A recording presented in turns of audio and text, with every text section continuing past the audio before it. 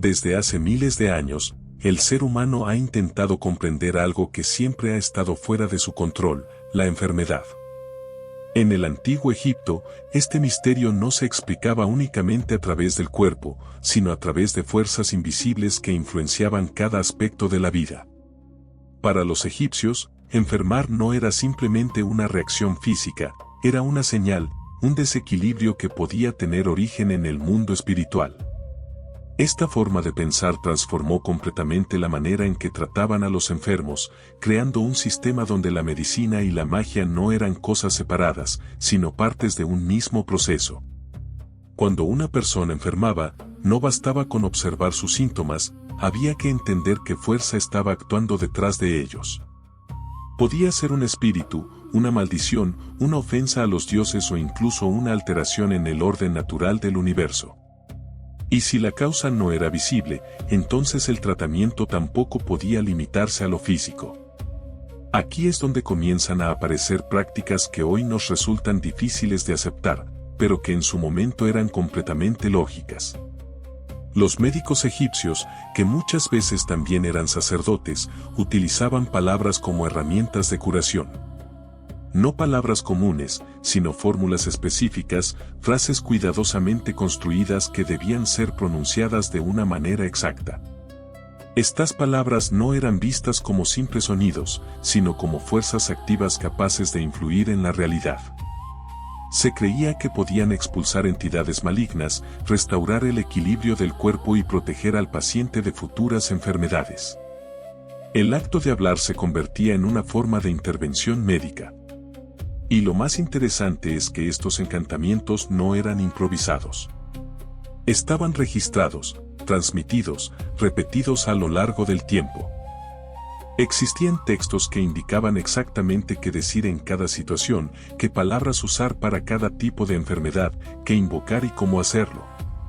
Esto muestra que, dentro de su lógica, había un sistema, una estructura que guiaba estas prácticas. Pero más allá de las palabras, también estaban los rituales.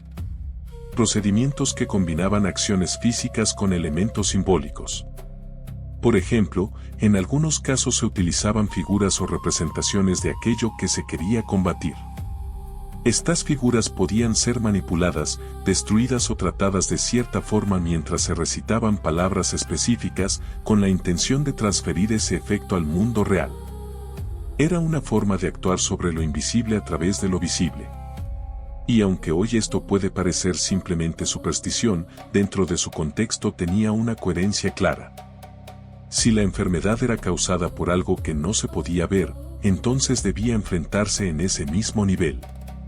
Pero lo más sorprendente es que este enfoque no excluía el uso de tratamientos físicos. Los egipcios no abandonaban el cuerpo, lo combinaban con lo espiritual. Podían aplicar una mezcla sobre una herida mientras recitaban un encantamiento. Podían administrar una preparación mientras utilizaban un amuleto de protección. Todo formaba parte de un mismo proceso. Esto hace que su medicina sea difícil de clasificar desde una perspectiva moderna, porque no encaja completamente en lo que entendemos como ciencia, pero tampoco es simplemente magia. Es una mezcla de ambas, una etapa en la evolución del conocimiento humano donde los límites aún no estaban definidos. Y dentro de esta mezcla, el papel del médico era mucho más complejo de lo que podríamos imaginar. No era solo alguien que conocía remedios, era alguien que entendía símbolos, palabras, rituales, alguien que podía moverse entre lo físico y lo espiritual. Esto le daba un estatus especial dentro de la sociedad, una autoridad que iba más allá de la medicina. Pero también implicaba una gran responsabilidad, porque el éxito o fracaso del tratamiento no dependía únicamente de lo que hacía, sino también de cómo lo hacía. Las palabras debían ser correctas, el ritual debía seguir un orden preciso, el momento debía ser adecuado. Todo importaba. Y si algo salía mal, no siempre se atribuía a la técnica, sino a factores externos, a la voluntad de los dioses o a la fuerza de la entidad que causaba la enfermedad. Esto hacía que el sistema fuera difícil de cuestionar, porque siempre existía una explicación para el fracaso. Pero aún así, muchas personas confiaban en estos métodos. Y esto nos lleva a una pregunta importante. ¿Por qué? ¿Por qué confiar en algo que hoy nos parece tan incierto? La respuesta está en el contexto. En un mundo donde el conocimiento era limitado, donde las enfermedades podían aparecer sin explicación y sin tratamiento claro, cualquier sistema que ofreciera una respuesta, por imperfecta que fuera, tenía valor. La magia no era vista como algo irracional, era una forma de dar sentido a lo desconocido. Era una herramienta para enfrentar algo que de otra manera sería completamente incontrolable. Y esto es algo que no debemos juzgar desde la perspectiva moderna sin entender las condiciones de la época. Porque aunque hoy tenemos explicaciones científicas para muchas enfermedades, durante miles de años la humanidad no tuvo acceso a ese conocimiento. Y en ese vacío, surgieron sistemas como el egipcio, que intentaban llenar ese espacio con lo que tenían disponible: observación, tradición y creencia. Pero hay algo aún más interesante en todo esto. El hecho de que, incluso dentro de estas prácticas, existía un intento de entender el cuerpo. Los egipcios no ignoraban los síntomas, los registraban, los observaban, intentaban identificar patrones. Sabían que ciertas heridas requerían atención, que algunas enfermedades seguían un curso específico.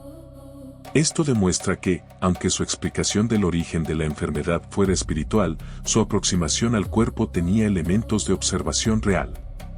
Y es precisamente esta combinación lo que hace que su medicina sea tan fascinante. No es completamente errónea, pero tampoco es completamente correcta.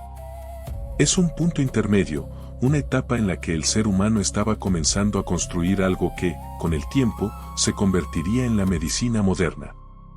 Pero en ese momento, todo era incierto. Y en esa incertidumbre, la magia ofrecía algo que la medicina por sí sola no podía ofrecer: control.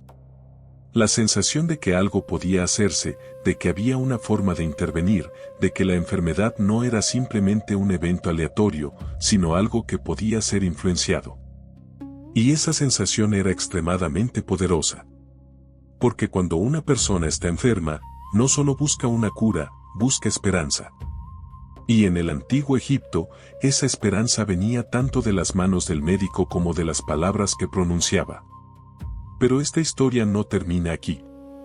Porque si los encantamientos ya resultan sorprendentes, lo que los egipcios hacían con los amuletos y los objetos de protección lleva esta mezcla de magia y medicina a un nivel completamente diferente. Si las palabras tenían poder en la medicina del antiguo Egipto, los objetos no se quedaban atrás. Para los egipcios, ciertos elementos físicos podían actuar como verdaderos escudos contra la enfermedad, protegiendo al cuerpo de influencias invisibles que no podían ser detectadas ni combatidas de forma directa.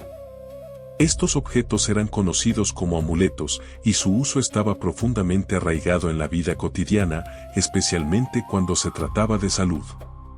No eran simples adornos, no eran objetos decorativos, eran herramientas, piezas fundamentales dentro de un sistema que combinaba lo espiritual con lo físico de una manera inseparable. Un amuleto podía ser pequeño, aparentemente insignificante, pero su valor no estaba en su tamaño, sino en lo que representaba. Podía estar hecho de piedra, de metal, de hueso o de materiales más simples, pero lo importante era el símbolo que llevaba, la forma que tenía, la intención con la que había sido creado. Algunos representaban animales considerados protectores, otros imitaban partes del cuerpo humano con la intención de proteger específicamente esa zona, y muchos estaban asociados con figuras divinas que se creía tenían la capacidad de intervenir en el mundo de los vivos. Llevar un amuleto no era una elección estética, era una forma de protección constante, una barrera contra lo desconocido. En el contexto de la enfermedad, estos objetos adquirían una importancia aún mayor. Cuando una persona enfermaba, no solo se buscaba tratar el síntoma visible, sino también reforzar la defensa espiritual del paciente. El amuleto se convertía en una extensión del tratamiento, algo que acompañaba al enfermo en todo momento, incluso cuando el médico no estaba presente. Era una forma de mantener la protección activa, de asegurar que el paciente no quedara vulnerable frente a las fuerzas que se creía causaban la enfermedad. Pero lo más interesante es que el uso de estos objetos no era aleatorio. Existían amuletos específicos para diferentes tipos de problemas. Algunos estaban destinados a proteger contra enfermedades generales, otros se utilizaban en situaciones más concretas, como problemas respiratorios, dolores o incluso complicaciones durante el parto.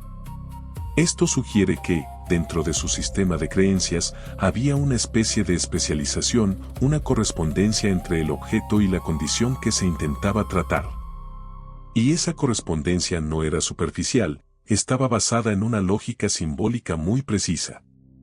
Por ejemplo, si una parte del cuerpo estaba afectada, se podía utilizar un amuleto con la forma de esa misma parte, como si al proteger el símbolo se protegiera también la realidad.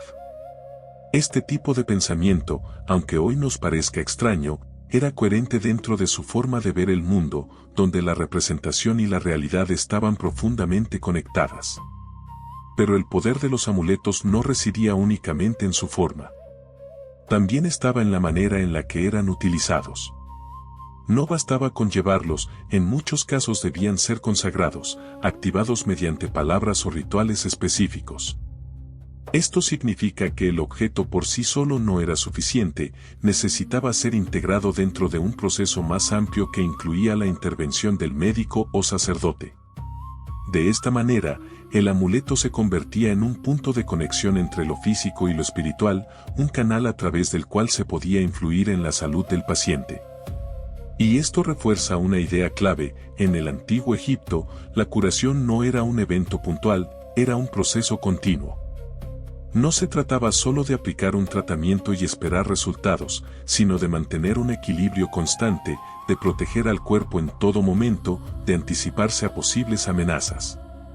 Los amuletos cumplían exactamente esa función, actuaban como una defensa permanente, algo que estaba siempre presente, incluso cuando no había síntomas visibles. Pero hay otro aspecto que no se puede ignorar, y es el impacto psicológico de estos objetos. Aunque los egipcios no hablaban en términos modernos, el hecho de llevar un amuleto, de sentir que uno estaba protegido, podía generar una sensación de seguridad, de control, que influía directamente en el estado del paciente. Esta sensación no debe subestimarse. Cuando una persona cree que está protegida, que tiene algo que la defiende, su percepción de la enfermedad cambia. El miedo disminuye, la ansiedad se reduce, y esto puede tener un efecto real en la manera en que el cuerpo responde. Hoy sabemos que el estado emocional influye en la salud, pero en aquel entonces esto no se entendía de forma científica, se vivía como una realidad evidente.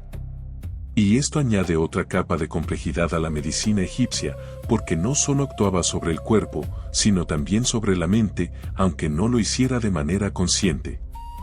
Pero así como los amuletos podían ofrecer protección, también existía el temor de que su ausencia dejara al individuo expuesto. Esto generaba una dependencia, una necesidad de mantener siempre estos objetos cerca, de no perderlos, de no descuidar su uso. Y en un entorno donde la enfermedad podía aparecer en cualquier momento, esta dependencia se volvía aún más fuerte. Los amuletos no eran un complemento opcional, eran una parte esencial del sistema. Y esto nos lleva a una reflexión interesante. ¿Hasta qué punto estos objetos eran efectivos? Desde una perspectiva moderna, podríamos decir que no tenían un efecto físico directo sobre la enfermedad, pero eso no significa que fueran completamente inútiles. Porque su impacto iba más allá de lo físico. Actuaban sobre la percepción, sobre la confianza, sobre la sensación de control. Y en un sistema donde la mente y el cuerpo no estaban separados, eso podía marcar la diferencia. Pero incluso con todo esto, hay algo que sigue siendo intrigante. El hecho de que los amuletos no eran utilizados de forma aislada. Siempre estaban acompañados de palabras, de rituales, de tratamientos físicos. Formaban parte de un sistema integrado, donde cada elemento cumplía una función específica. Y esto es lo que hace que la medicina egipcia sea tan difícil de juzgar desde una perspectiva moderna. Porque no se puede analizar cada componente por separado sin perder de vista el contexto completo. Todo estaba conectado. todo formaba parte de una misma lógica. Y esa lógica, aunque diferente a la nuestra, tenía una coherencia interna que permitió que este sistema se mantuviera durante siglos. Pero cuanto más exploramos estos elementos, más evidente se vuelve que la medicina egipcia no puede entenderse sin considerar el papel de la fe. Porque tanto los encantamientos como los amuletos dependen de algo fundamental, la creencia. Sin ella, pierden su significado, su propósito, su efecto.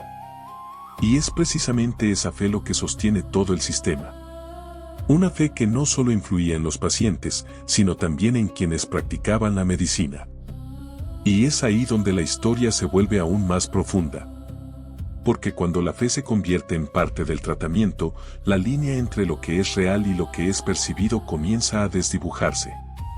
Cuando la fe se convierte en parte del tratamiento, la medicina deja de ser solo una intervención sobre el cuerpo y pasa a ser una experiencia completa, una interacción profunda entre lo que se cree y lo que se vive. En el antiguo Egipto, esta conexión entre mente, cuerpo y espiritualidad no era una teoría abstracta, era una realidad cotidiana. Los rituales, los encantamientos y los amuletos no funcionaban de manera aislada, formaban parte de un sistema que dependía directamente de la creencia del paciente y del médico. Sin esa creencia, todo perdía sentido. Pero con ella, incluso los métodos más extraños podían parecer efectivos. Y aquí es donde la historia se vuelve especialmente interesante, porque nos obliga a mirar más allá de lo evidente y considerar un factor que muchas veces pasa desapercibido, el poder de la mente. Aunque los egipcios no tenían términos como psicología o efecto placebo, su forma de tratar la enfermedad sugiere que comprendían, al menos de manera intuitiva, que la percepción del paciente influía en su recuperación. Cuando una persona creía firmemente que estaba siendo protegida por un amuleto, que las palabras del médico tenían poder o que el ritual estaba expulsando una fuerza negativa, esa creencia podía generar una respuesta real en su cuerpo. No porque hubiera una intervención física directa sobre la causa de la enfermedad, sino porque el propio organismo reaccionaba a esa sensación de seguridad, de control, de esperanza. Este fenómeno, que hoy reconocemos en la medicina moderna, ya estaba presente de alguna forma en el sistema egipcio, aunque no fuera comprendido en términos científicos. Y esto plantea una cuestión fascinante: ¿cuánto de la eficacia de estos tratamientos dependía realmente de los ingredientes o los rituales, y cuánto dependía de la mente del paciente? La respuesta no es simple, pero es evidente que ambos elementos estaban profundamente entrelazados. Un tratamiento no era solo lo que se aplicaba, sino también cómo se vivía. El ambiente, las palabras, los gestos, la presencia del médico, todo contribuía a crear una experiencia que podía influir en el resultado.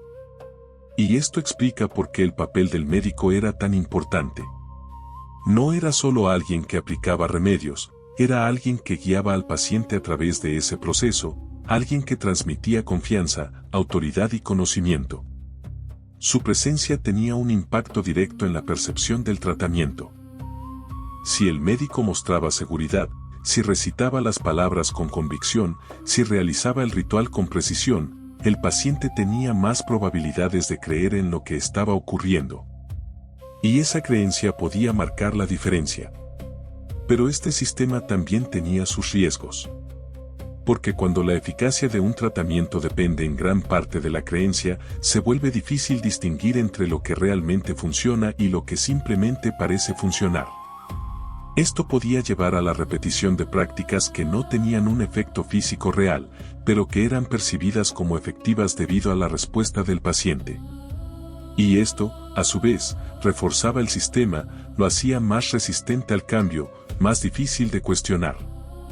Porque desde la perspectiva de quienes lo utilizaban, funcionaba.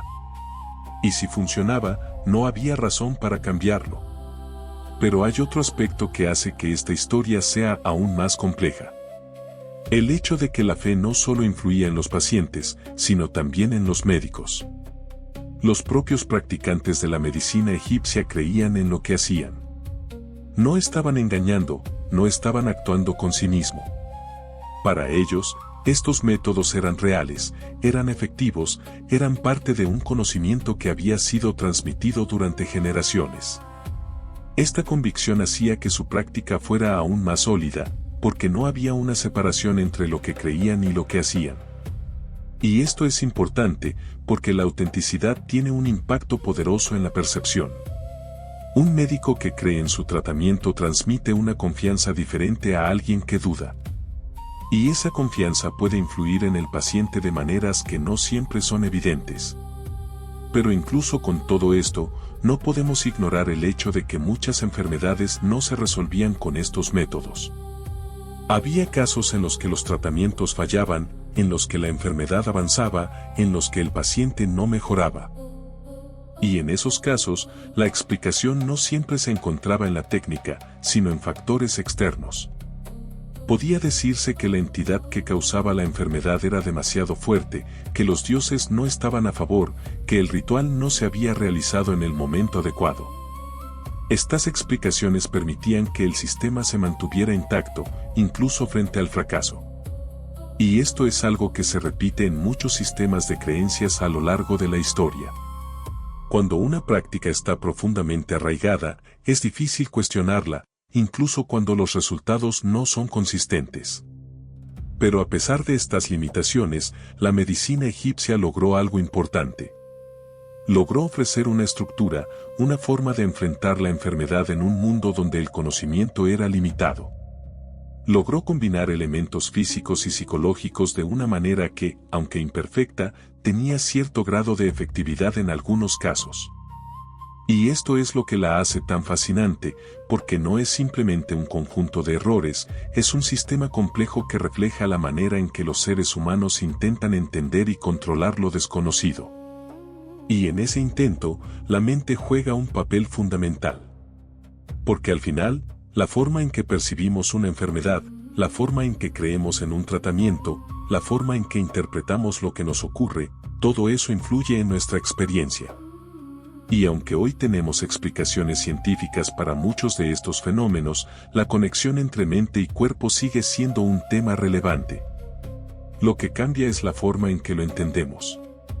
Pero en esencia, la idea de que la percepción puede influir en la realidad no es nueva. Ya estaba presente, de alguna manera, en las prácticas del antiguo Egipto. Y eso nos lleva a una última reflexión. Porque después de analizar los rituales, los amuletos y el papel de la mente, queda una pregunta que no puede ser ignorada. Si estos métodos dependían tanto de la creencia, ¿qué ocurría cuando esa creencia desaparecía? ¿Qué pasaba cuando alguien dejaba de confiar? ¿Se rompía el efecto? ¿Se perdía la protección? La respuesta a estas preguntas nos lleva directamente al núcleo de todo este sistema. Y es ahí donde todo se vuelve aún más inquietante. Si la fe era el pilar que sostenía todo el sistema de curación en el antiguo Egipto, entonces su ausencia representaba algo mucho más profundo que una simple duda. Representaba una grieta en todo el mecanismo que mantenía unidas la magia y la medicina. Porque cuando una persona dejaba de creer, no solo cuestionaba un tratamiento, cuestionaba toda una forma de entender la realidad. Y eso tenía implicaciones enormes. En un sistema donde las palabras tenían poder, donde los objetos protegían y donde los rituales influían en el mundo invisible, la falta de fe no era neutral, era peligrosa. Podía interpretarse como una vulnerabilidad, como una apertura a las fuerzas que se intentaban evitar. Esto hacía que la creencia no fuera solo importante, sino esencial. Era el elemento que conectaba todo, el puente entre lo que se hacía y lo que se esperaba lograr. Sin ella, el sistema perdía coherencia. Pero esto plantea una cuestión aún más inquietante. ¿Qué tan real era el efecto de estos tratamientos si dependía tanto de la creencia? Y aquí es donde la historia alcanza su punto más profundo, porque nos obliga a enfrentar una idea incómoda, que la percepción puede alterar la experiencia de la realidad de maneras que no siempre comprendemos completamente. En el antiguo Egipto, esta idea no era cuestionada, era aceptada como parte del funcionamiento del mundo. La mente no estaba separada del cuerpo, ni del entorno, ni de lo espiritual. Todo formaba parte de un mismo sistema interconectado. Y dentro de ese sistema, creer no era simplemente una actitud, era una forma de participar activamente en el proceso de curación. Pero esto también significaba que el miedo podía tener el efecto contrario. Si la creencia en la protección fortalecía al paciente, el temor a las fuerzas invisibles podía debilitarlo. Y en un entorno donde se creía que las enfermedades podían ser causadas por entidades o energías negativas, este miedo no era raro. Esto creaba una dinámica compleja, donde la misma estructura que ofrecía esperanza también podía generar ansiedad. Los rituales, los amuletos, las palabras, todo podía ser interpretado de diferentes maneras dependiendo del estado mental del paciente. Y esto hacía que el resultado fuera aún más variable, más difícil de predecir. Pero incluso con esta incertidumbre, el sistema se mantenía. ¿Por qué? Porque ofrecía algo que iba más allá de la eficacia inmediata. Ofrecía significado. En un mundo donde muchas cosas no tenían explicación clara, donde la enfermedad podía aparecer sin razón aparente, tener una narrativa, una forma de entender lo que estaba ocurriendo, era fundamental. No importaba si esa narrativa era completamente precisa desde una perspectiva moderna, lo importante era que daba sentido a la experiencia. Y el ser humano necesita sentido. Necesita entender lo que le ocurre, necesita encontrar una razón, una causa, una forma de interpretar su realidad. La medicina egipcia, con toda su mezcla de magia y práctica, ofrecía exactamente eso. Era un sistema que no solo trataba el cuerpo, sino que también respondía a una necesidad más profunda, la necesidad de comprender. Y esto es algo que sigue siendo relevante hoy en día. Porque aunque la medicina moderna ha avanzado enormemente, la forma en que las personas experimentan la enfermedad sigue estando influenciada por factores psicológicos, culturales y emocionales. Y en ese proceso, la línea entre lo real y lo percibido puede volverse difusa. Pero eso no significa que todo sea ilusión. Significa que estamos en constante aprendizaje, en constante evolución. La medicina moderna no surgió de la nada. Es el resultado de miles de años de intentos, de errores, de descubrimientos, de ideas que fueron probadas, modificadas o descartadas. Y dentro de ese largo camino, la medicina del antiguo Egipto ocupa un lugar importante. No por ser perfecta, sino por ser una de las primeras formas organizadas de enfrentar la enfermedad. Una forma que, aunque hoy nos parezca extraña, sentó las bases para algo mucho más avanzado. Pero también es un recordatorio de lo fácil que es aceptar una explicación cuando no tenemos otra mejor, de lo poderoso que puede ser un sistema de creencias cuando ofrece respuestas, de lo difícil que es cuestionar lo que siempre ha estado presente. Y eso nos lleva a una última reflexión, una que conecta el pasado con el presente de una manera inquietante. Porque aunque hoy contamos con conocimientos mucho más avanzados, seguimos siendo humanos. Seguimos buscando respuestas, seguimos enfrentando lo desconocido, seguimos influenciados por nuestras creencias, por nuestras percepciones, por la forma en que interpretamos la realidad. Y eso plantea una pregunta incómoda, pero necesaria. ¿Cuánto de lo que creemos hoy será visto en el futuro como algo incompleto, como una etapa más en el proceso de entender el mundo? Porque si algo nos enseña la historia del antiguo Egipto, es que incluso las ideas más firmes pueden cambiar con el tiempo. Y que lo que hoy parece una verdad absoluta, mañana puede ser solo un paso más en un camino mucho más largo. Si quieres más contenido como este, suscríbete.